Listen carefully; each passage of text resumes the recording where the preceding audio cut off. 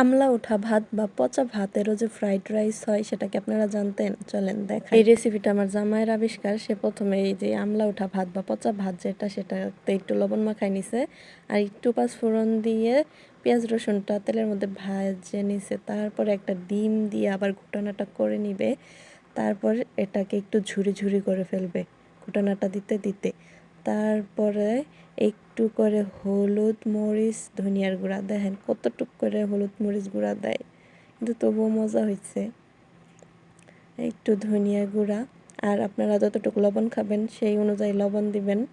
আর আমরা আগেই কিন্তু ভাতের সাথে একটু লবণ দিয়ে নিচ্ছি।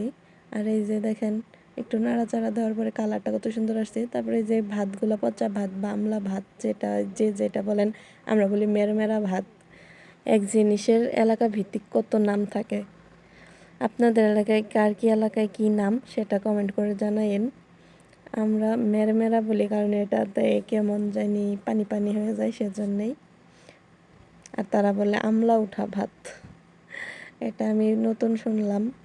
আর এই তো একটু ঘি দিয়ে দিতেছে, মানে যা পাইতেছে তাই দিতেছে। অল্প একটু নিচে, আমি বলছি যে অল্প করে দাও, সেজন্য একবারে অল্প করে দিছে। তারপরে দেখেন আরও কি কি দেয়, দিয়ে এটারে কি বানায়। তারপরে একটু সসও দিল।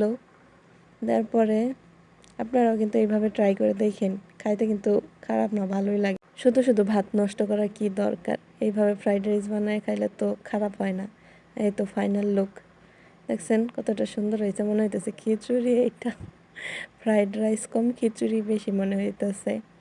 তারপরে এই যে একটু বেড়ে নিলাম, এটার সাথে সালাদ হলে জমে যাইতো। আমি করে আর নিয়ে আসি নাই সালাদ।